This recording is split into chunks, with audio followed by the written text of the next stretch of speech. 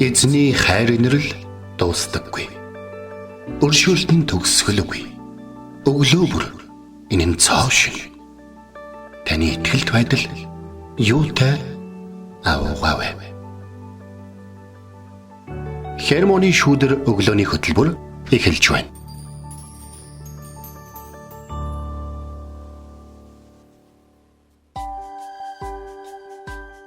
Өглөөний мэнд. Өглөөний мэнд.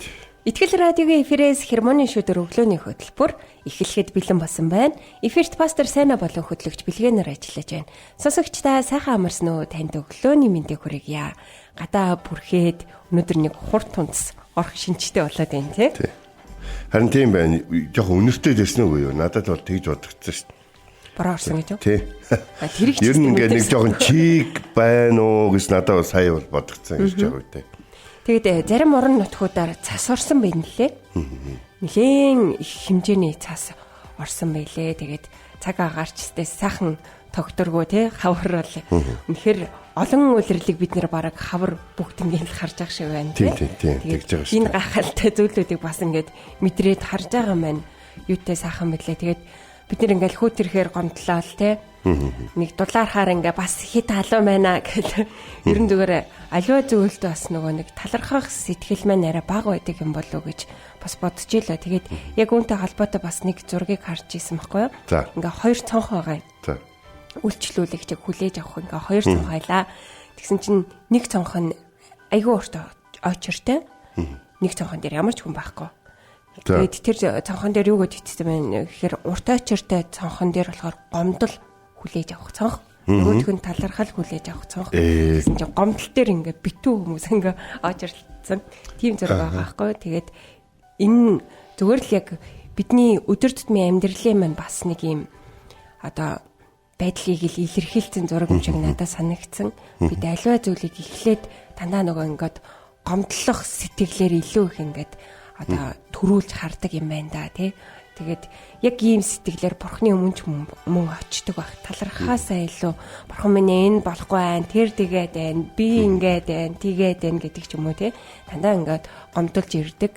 Харин бурхны өмнө талархаад очих одоо цагууд, өдрүүд нь илүү бага байдаг байх. Тэгэхээр бурханд та талархах цагийг илүү их гаргадаг байгаарэ. Харин гомдлыг тий хилж болно. Тэгээд харин түүнийгээ та залбирал болохоорой. Амен, амен. Ер нь талархах бол маш их чухал шүү. Гэхдээ талархахын тулд заавал нэг юм эзэн алхам хийлэгдгийг. Гэхдээ чиний бодсноос өөр байгаа эзтэй гэж эзэн ойлгуулдаг байхгүй. Тэгэхээр хэрэв ямар нэгэн зүйл хийх гэхээр гомдлоод хиймэргүй санагдаад байвал та нэг удаа зүгээр л хийгээд үтээрээ дуулууртайгаар. Тэгээд дараад нь хүмүүс яагаад талархдгийг та өөрөө ойлгох. Тэгэхээр ямар нэгэн зүйлийг хийх нь нэшт хэлэх нь байна тий. Тэгэхээр энэ дээр ч гэсэндээ бид нэр яг ингээд суралцдаг байх. Тэгэхгүй бол зүгээр л нөгөө нэг ингээд одоо амны уншлах шиг бурхан минь баярлаа гэдэг одоо нэг юу болохгүй штэ тий. Тэгэхээр аливаа зүйлд талархах шалтгаан шалтгаан тий бидний амьдралд үргэлж байдгийг та анзаарч хараарай. Тэгээд ийм зүйлээс бурхан намайг хамгаалсан байна штэ гэдгийг ч ихсэн та олж хараарай. Тэгээд өнөөдөр эзэн тантай хамт байгаа шүү. Үргэлж тантай хамт байгаа, таны алхам бүрийг харж байгаа, таныг хамгаасаар байгаа гэдэгт та итгэхээр түүнд та талархлаа өргөдөг байгаарай. Тэгээд өглөөний мэд гээд мэдчлэн орж ирж байгаа сонсогч танд баярлалаа. Тэгээд энэ өглөө хамтдаа эзний өмнө ирж түүнд алдар магтаалыг өргөцгөөе.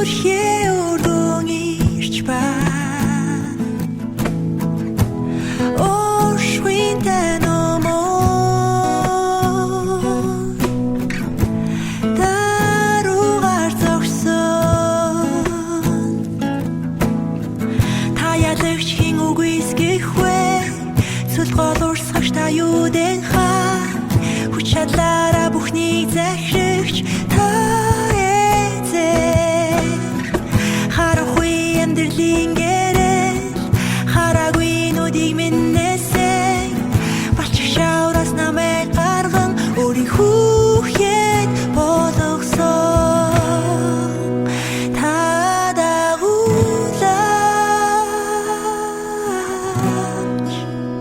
та удирдаач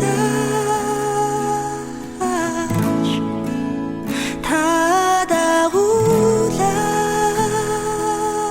дагуулаач та удирдаач загалмаар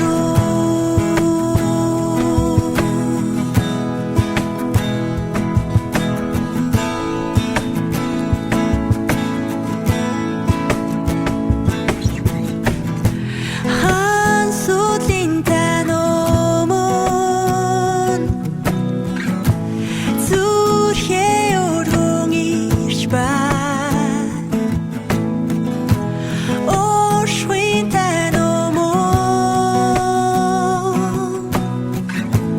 даруугаар зогсон та ялагч хин үгүйсгэх вэ цул гол урсгагч та юудэн хаан хүч чадлаараа бүхнийг захирагч та эзэн харахгүй амьдралын гэрэл хараагүй нүдийг миннэсэн балчих шавраас намайг гарган өөрийн хүүхэд болгосон та дагуулаач та удирдаач та дагуулаач та удирдаач та дагуулаач та удирдаач та дагуулаач та удирдаач загалмаар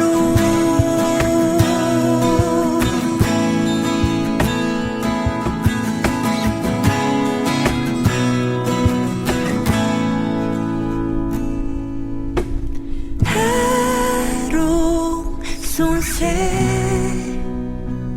та ирээч харуу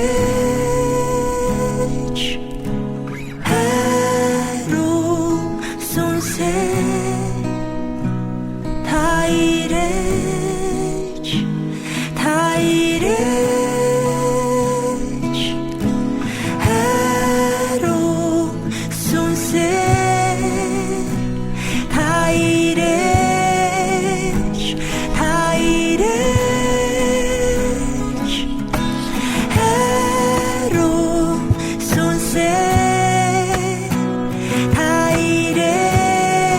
ирээч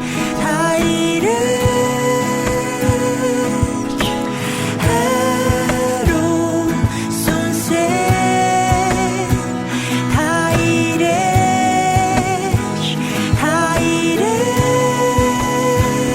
ирээч харуу сүнсээ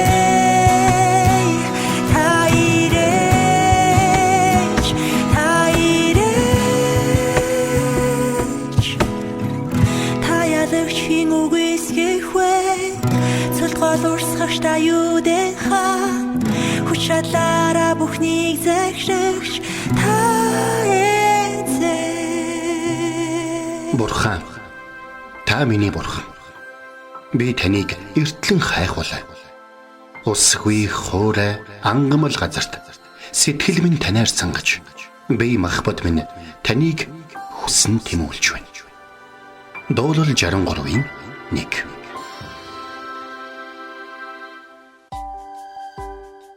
За өнөөдөр бид нар хамтдаа Лук номын 14-ийн 28 дугаар ишлэл. За тэгэхээр Лук болохоор энэхүү захиагаа яг өндөө бид нар Лукээр нэрлээд байгаа боловч Лукийн захиагаа Теофил гэдэг хүнд хандаж бичсэн байна. Теофил бол грек язгууртан их том хүн байсан юм л да. Тэгээд бас тэр хүн Есүсийн талаар мэдхийн тулд Лукийг ийм нухацтай те одоо ингээ та нэг бүгдийн ойлгомжтойгоор сайн нэг бичээд нэг над руу явуулж өгөөч гэж хүссэн юм шиг байна. Тэгээ Лук бол энэ номоо эхлэхдээ бичсэн мэт байхгүй. Хайрт эрхэм Теофил минь ээ. Тэ? Би ингээ нүдээр үдсэн, харсан, ингэсэн, уулзсан тэр хүмүүстэй ярилцлага хийгээ, тэр ярилцлагаа ингээд эмхтгээд дис дараатаагаар танд хүргэж байна гэж. Тэгэхээр Лук бол харин өөрөө бол грек хүн байсан гэж бол ярьдаг. Тэгээд эмч хүн байсан. Бас боловсралтай гайхалтай хүн байсан. Тэгэхээр энэ хоёр боловсралтай хүн бие биендээ хандаж сайн мэдээг ингэж хуваалцсан энэ гайхалтай энэ Лукийн түүхээс бид нар яг юу сурдаг вэ гэхээр Бурхан бол эмх замбраатай, зүй зохистой эзэн гэдгийг бол хардаг. Бурхан бүх зүйлийг өөрийн гайхалтай төлөвлөгөөний дагуу хийсэн гэдгийг бид хардаг байхгүй. Тэгэхээр хүмүүс одоо ингээд ийм ч бас нэг юм байдаг. Бас нэг ийм юм бас байдаг байхгүй. Ийм байдаг л да. Тэгэхээр энийг ярих цаг орох гэдэг байхгүй. Тэгэхээр яг энийг нь арай ярьчих гэдэг ч юм уу нэг ийм байдлаар номлодог пасторуудыг ингээд бас харж ирсэн. Гэтэл Лукийг ингээд харах юм бол тэр Есүс Христос асар их эмхтэгттэйгээр одоо дараалалтайгаар үнэхээр ингээд тэр авралын төлөвлөгөөнд нь төгс юм төлөвлөгөөг хэрэгжүүлэгч гэдгийг нь олж харсан байна. Тийм учраас өнөөдрийн энэ Лук 14 дугаар бүлгийн ишлэл байна л да. Та нарын хин чин цамхаг барихыг хүсвэл эхлэн суугаад үүнийг дуусгахтайгаа юу гэж зарлыг нь тооцоолохгүй гэж. Энэ бол зүгээр нэг цамхаг барих тухай яриа бол ерөөсөө биш. Энэ бол Христийг дагах тухай яриа.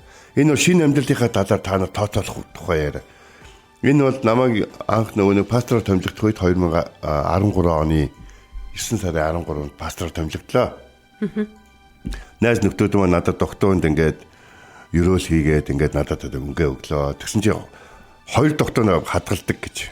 Би бол урд нь Германы шүдрээжсэн. Нэгийг нь би бол хуваалцсан байгаа. Нөгөөх нь юу байсан бэ гэхлээр Есүст хайртай байхын тулд дэлхийд үгүй гэж хэлдэг юм а гэж.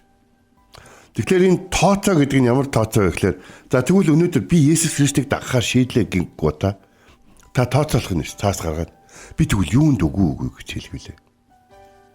Намайг бүр яагаад юу намайг ад жаргалгүй, хүнд хэцүү, урамгүй те ямар ч авралгүй, итгэл найдваргүй болгосон учраас би хүнд байдалд орж явж байгаад Есүс Христийн сайн мэдээг сонсоод Есүсийг дагахаар шийдсэн мөлий.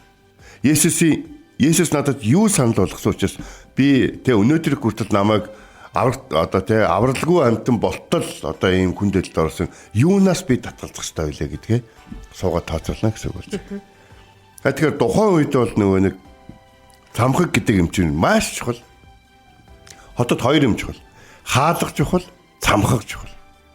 Цамхаг нь юу ихлээр яадаг вэ гэхлээр цаажийн хамгийн чухал хамгаалтын хэсэг байна. Цамхагаас хүмүүс нэгдүгürt бол дайснаа холоос ирнэ, холоос харна. Тэгээд дохио өгнө. Хоёрдугаарт бол яаж юм гэхлээр цамхаг бол дайн тулааны үеэр тухайн цайзын тэр цамхагтай ойрхон байгаа хэсэгт дайсны хөдөлгөөн болон өөрсдийнхөө хөдөлгөөн бас одоо юу гэдгийг давуулн шидэж байгаа гал мал чулуу молоо те хаана аюул учруулж болдошгүй гэх мэт их олон зүйлүүдийг хардаг их чухал юм үзүүлэлт байдаг ус. Тиймээс хүн болгон цамхаг барьдгүй бас цамхаг барихыг зөвшөөрдөггүй байсан тухай бид нар түүхээс харж байна. Их буу гарах хүртэл бол цамхаг бол хамгийн чухал хэрэгсэл байсан. Тиймээс өнөөдөр Есүс энэ сургаал дээр юу гэж хэлж байгаа юм гэхээр та нарын хэн нэг чинь цамхаг барихыг хүсвэл гэж хэлж байна. Цамхаг барихыг хүн болгон хүсдэг байх л та. Ахта цамхаг барина гэдэг нь юу болохыг та нар сайн ойлгохгүй байх шүү. Тооцоолно гэсэн. Хэдэн чулуу орох юм. Бүх чулуу бат бөх байх хэвээр. Яг л цамхаг бол яг бариад дуусах юм бол дайснуудын нүдэнд хамгийн том байн болно. Цамхаг яг бариад дуусахын тулд арт түмэнд хамгийн их тус болдог зүйл болно. Тиймээс тооцоолохгүй гэж. Тэгэхээр түрүүнийхээ сэдв рүү эргээд орох юм бол би Есүс хайртай одоо би Есүсийг дагахаар шийдсэн. Тийм учраас би өнөөдөр Есүсийг дахин саад болох зүйлүүдээ амьдралдаа үгүй гэж хэлэх болно. Өнөөдөр би одоо шинэ нэг залуу надтай холцож ирсэн. Би 8 нэрийн дэлгүүр ажилладаг байж байгаад итгэсэн л дээ. Итгэснийхаа дараа би бараандаа сонголт хийсэн гэж. Тэгвэл өнөөдрийн энэ үгийг сонсож байгаа та суугаад тооцоо гаргаж үзсэн үү? Би Есүст итгээд 7 жил болсон. Би яагаад одоо хүртэл энэ зүйлүүдэд үгүй гэж хэлж чадахгүй байгаа юм бэ? Хэрэв би энэ зүйлүүдэд үгүй гэж хэлсэн бол Бурхан миний амьдралд хэдэн цамхаг босгох байсан юм бэ? Хэрэв би энд үгүйгээ хэлсэн бол миний амьдралд ямар хүчрхэг цамхаг болох байсан юм бэ? Би яг л хаалгаа засахгүй, хаалган савлаад байгаа, онголцоод байгаа те. Эсвэл одоо юу гэдэг хаалган түгжээгүй ингээд байгаад байгаа. Яг л тийм хүн шиг л байгаад байна. Бас нэг зүйл. Эзэн харж чадахгүй бол харуулууд дими одоо сэрүүн хондог юм а гэдэг үг Библиэлд байгаад байна. Хэрэв өнөөдөр итгэлийн цамхаг, амьдралын цамхагаа барихыг хүсэж ивэл тэгээд тэр барилгаа Есүс Христийн зөвлөгөөний дагуу бат бөх тэгээд түүн дотор бас түүний хоригдсон хүмүүс нь мөнх амьтаа байхаар барьмаар байгаа бол та тооцоо гаргаа. Суугаад тэр тооцоо магадгүй юм байж бол би үгүй гэж хэлэх зүйл. Бас миний санааг зовоож байгаа зүйл. Та зөвхөн өөрийнхөө цамхын тухай биш, хайртай хүмүүсийнхээ цамхын тухай бод. Би түүнийг хаалгаа тусахтан туслана. Би түүнийг өндөр барихтан туслана. Би түүнийг өөрийнхөө хэмжээнд намхан боловч бат бөх барихтан туслана. Би түүнийг барьсан зүйлээрээ эзэнд алдрыг өргөж хийсэн ажлынхаа чанараар Бурханд алдрыг өргөсөн байхад дэмжиж туслана. Би зарим цамхыг барихад оролцсон, харин зарим цамхыг нураахад оролцсон. Хэрэв буруу барьсан юм уу, буруу хандлага барьсан бол тэр бүхэн нураагдах болно гэж. Тэгэхээр суугаад тооцоол. Есүс яг энэ хэсэгт ингэж хэлж байна. Та нарын хинчин цамхыг барихыг хүсвэл эхлээд суугаад дуусгахтайгаа юу гэж зарлыг тооцохгүй гэж. Зарим хүмүүс яг барилгаар тооцоод байдаг. Тийм учраас нэг монголчууд нөгөө 100 айл руу 100 гүн гэж ярьдаг шүү дээ. 130 блок гэл ингэж яг үнэндээ бол бариад дусны дараа харсан чинь 150 хэдэн блок гардаг. Яагаад гэвэл аливаа зүйлд чинь одоо тооцоо гаргахгүй бол эрсдэл гэж юм байдаг. Бас та бэлэн биш юм билүү? Та гинтхэн блок дэми юм биш үгүй голдон зогсох юм билүү? Та гинтхэн хин нэгэн үзнэ шал дэми юм ийжих ингээ хэлсэн учраас барьсан ч гэсэн сэтгэл хангалуун биш болчих юм билүү? Тэгэхээр тооцоол гэдэг нь ийм учиртай. Бурхан минь, миний амьдрал өнөөдөр хүртэл юу болохгүй байхад би одоо хүртэл тэр зүйлийг амьдралдаа байлгаад байгаа. Би юу хасах вэ? Юу надад ирээдүйд эрсдэл авчрах вэ? Би юу шинчлэн засах ёстой вэ? Би нэхлүүлж байгаа зүйлээ дуусгах чадах уу? Би юунд найдаж үүнийг эхлүүлэх гэж байгаа бэ? Би өнөөдөр хүнд найдаж гин үү? Бүхнийг хангахч Бурханд найдаж гин үү? Хэнийг надад өгөх ёстой гэж би өөрөө бодоод байгаа зүйлд найдаад байна уу? Бурхан намайг ивэж хэрэв энэ зүйлүүдийг хийх юм бол намайг өрөөж минь зам дээр тавина, эсвэл намайг хангана гэж бодож байгаа тэр зүйл дээр тооцоолж байна. Бодох ёстой байдаг. Тэгэхээр дагалдагч байхын үн өртөг гэж яг энэ хэсгийг нэрлсэн байгаа байхгүй. Христийг дагалдана гэдэг чинь яг үнэндээ өнөө өглөө би таавд хэлгээд Есүст хайртай байх нь гмийг үзэн ятгаас эхэлж байгаа. Та хідэн гмийг үзэн ядаж амьдралаасаа байхгүй болохоор тооцоо гаргах вэ гэдгээл бод. Учир нь тэр бол алдагдал байх болно. Тэр бол таныг дампууруулах, эсвэл таныг хүнд байдалд оруулах, танд илүү зардал авчрах, эсвэл таныг буруу зүйлд анхаарлаа хандуулах, цаг алдахад хүрэх зүйлүүд байх болно. Та эртгэн үгүй гэж хэлвэл яасан. Та тэр эрсдлүүдийг эртгэн тооцоо гаргуул яасан гэж. Тэгээ нэгэн гайхалтай жишээ байдгийн. Яг энэ хэсгээр их жишээ олдоод байсан л да. Тэгээд энэ нэвтрүүлгийг бас бэлдэж яхад бас бодогдоод байсан. Гэхдээ энэ нэг жишээг бол би бол заавал ярмаар байгаа. Тэр нөхөр эртний нэг мөргөлчний таяган дээр байсан бичээстэй. Тэр нөхөр эхлээд өвдгөл. Тэгээ битгий бас. Өөрөө битгий бас гэж. Өвдгөл, өөрөө битгий бас. Бурхан басна.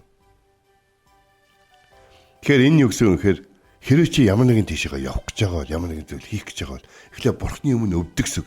Бурхан минь та үүнийг надаар хийлгмээр байна уу? Би ийшээ явах ёстой юу? Би энд оролцох ёстой юу? Би энд заа гэх ёстой юу? Би энд үгүй гэх ёстой юу? Бурхан минь яг Йошуа шиг гэсэн. нүрээрээ өвдөд юу болоод байгаа юм бэ? Би яах ёстой вүлээ гэж. Тэнгууд бурхан чи ингэх ёстой. Бос. Одоо инг тэг гэж хэлэх болно гэж. Бурхан өдөртөмжөө өргөлж өгдөг. Өнөөдрийг хүртэл дэлхийд дээр олон соёл иргэншил Библийн одоо хүмүүсийн гар дээр тавигдсанаас хойш маш гайхалтайгаар өөрчлөгдсөн. Учир нь Библиэлд маш их олон санаанууд, маш их олон сургамжууд, маш их олон сануулгууд, тэрс гадна маш их олон алсын хараанууд, мөрөөдлүүд, хийх ёстой ажлууд дүүрэн байсан. Тэгвэл өнөөдөр нэг зүйлийг би тааван тоолцгоо. Бид нар өнөөдөр өгөө гэж хэлэх зүйлүүдийн дотор харилцаа болон эд хөрөнгөтэй холбоотой, эсвэл харилцаа болон эд хөрөнгөө авч ивж байгаа бидний хандлагатай холбоотой олон өгөө гэж хэлэх зүйлүүд байгаа. Та цаас харандаа. Та бич. Тэгээд бичиж дуусаад эзний өмнө сүгд. Бичиж дуусгаас өмнө эзний өмнө сүгд. Тэгээд шудраг бич. Тэрийг хинч шалгуулах албагүй боловч та бурхны өмнө бич. Тийм учраас бид бурхны бидэнд өгөх зүйлүүдийг бүгднийг тооцоолж чадахгүй гэдгийг яг тэр бичиж явах үедээ ойлгоно. Бид өөрсдийнхөө тооцоолоод байгаагаа ойлгоно. Та өөртөө итгэж чадах байсан юм бол бурханд итгэх таны үндсэн шалтгаан чи яг юу юм бэ? Бурхан таны өөртөө итгэхээс илүү зүйлийг өгч чадахгүй бол та өнөөдөр яагаад бурханд өөрийнхөө амьдралыг өгөхөөр шийдсэн бэ? Та бурхан заа гэж хэлсэн бол бурханы хідэж дэмжихгүй байсан зүйлүүд үгүй гэж хэлээрэй. Тэгээд танд ганцхан бурханы тооцоог хідэж алдаагүй гэдэгт итгээрэй. Бурхан энэ авралын гайхалтай төлөвлөгөөг Есүс Христ 3 жил үйлчилсэн. Зарим хүмүүс 5 жил байсан болмол гэж ярьдаг юм. Гэхдээ энэ хэдэн мянган жилийн төлөвлөсөн алдаагүй тооцоотой авралын төлөвлөгөө байсан юм. Есүс Христ тосгон болгонд бүр алхаа болгонд хүнтэй уулзах нь тэр утга Есүс хурж идгэх нь хүн лөө хараханд хүртэл хэдэн мянган жилийн өмнөөс товлогдсон байсан. Энэ бол төгс төлөвлөгөө, төгс хэрэгжилт байсан. Тийм учраас ч заа гүйцлээ гэж би бүх төлөвлөгөөгөө дагсан шүү бурхан эзэн минь гэж Есүс хэлж чадсан. Тэгвэл та тэгвэл тэгж хийхийг хүсэж байвал өнөөдөр эхлээд түүний өмнө суу. Тэгээд тооцоол түүнд бүхнийг даатах, түүнээс бүхнийг асуу.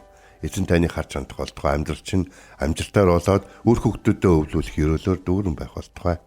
Амен. Та Есүст хайртай юу? Та түүнийг дагахаар шийдсэн үү? Тэгвэл та дэлхийн юунд үгүй гэж хэлэхээр шийдсэн бэ? Тэг Христ итгэлийн амьдралаар амьдрах энэ явцдаа та тооцоолох гаргаад Бурхны өмнө ирээрээ. Бурхны өмнө өвдөглөөрэй гэж өнөөдөр үгийн цагаар санууллаа. Тэгээд энэ цагт эзний өмнө хамтдаа ирцгээе. Тэр биднийг хаашаач хаагурч дагуулсан түүнийг дагах тийм зүрх сэтгэлээр амьдарцгаая. Бурхан үргэлж удирдамжаа өгдөг юм шүү.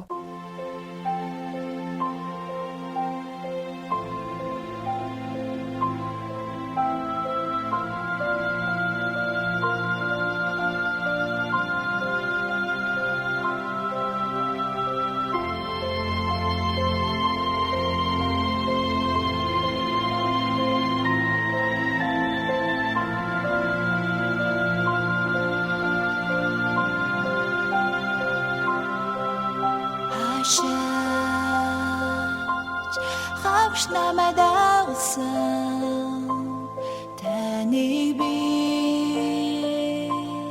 дагна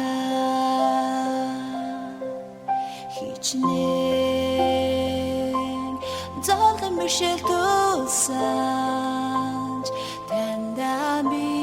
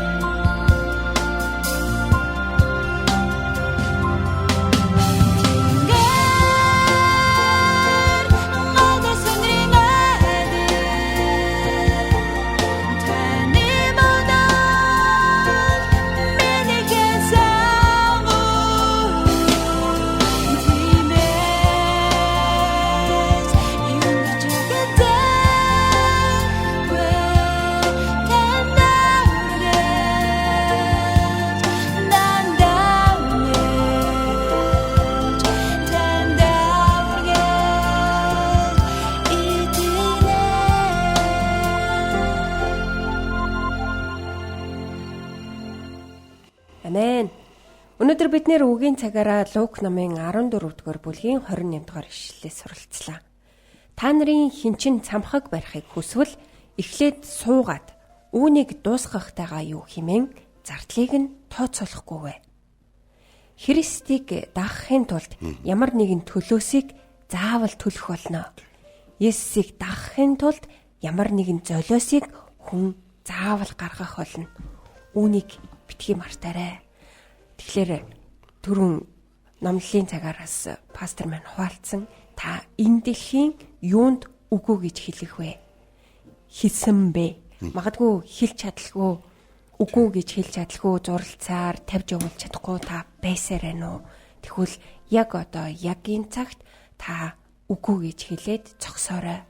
Эзэн таныг өөрийн замаар хөдлөн дагуулж танд хэрэгтэй бүхнээр таныг хангах болно гэдэгт та итгээрэй. Тэгээд энэ цагт хамтдаа эзний өмнө ирцгээе. Тэгээд залбирах цагийг гаргацгаая.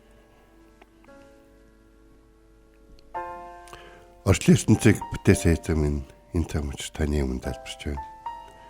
Бид шийдвэр гарах өдөр юм шиг байна. Эзэн минь өнөөдөр бид суугаад таны өмнө залбирна. Өнөөдөр их хүртэл хүмүүс хүртэл орх хай. Чамайг Христэд итгэгч ус Христийн сайн дагалдагч байх чинь наад зан чанар чинь наад бүхэн чинь чиний наад хорогдоод байгаа зууралдаад байгаа бүхэн чинь болохгүй байна гэж хэлсэн чи тэр хүмүүний үг гэж бодоод та тэднэр дамжуулан хэлснийг ойлгохгүй байсан бол уучлаач гэж таньсгооч байна. Тэгээ таныг дагахад бид бас өөстөө дуулууртаагаар дагаж таныг дагахад саадуулж байгаа өөрсдийн дотор байгаа таны өөрчил шинжилгээг хүсэж байгаа. Таны хайж гээгээсэ гэж хүсэж байгаа. Бидний дотор байгаа тэр бүх зүйлүүдэд шийдвэр гарган татгалзаж тэдийг орхиж өөрсдийнхөө амьдралыг цэвэрлэж ачаагаа хөнгөлж эзэн таныг дагахтаа тусалж өгөөч.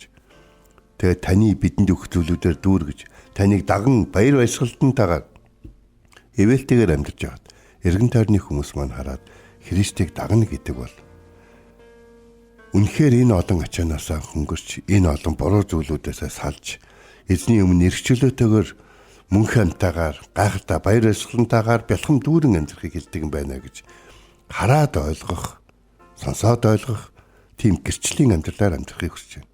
Сайн дагалдагч байхад удирдах өгөөч хэмээн Есүс Христийн нэрээр энэ өглөө залбирэн гуйж байна. Амен. Энд хүрээд хермоны шүдэр өглөөний хөтөлбөр өндөрлөж байна. Бидэнтэй хамт исэн сонсогч танд баярлалаа. Эзэн таныг халж хандах болтугай. Маргааш эргээд энэ цагтаа уулзцгаая.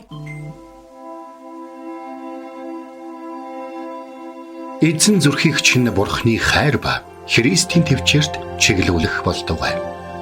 Хермоны шүдэр өглөөний хөтөлбөр танд хүрэлээ.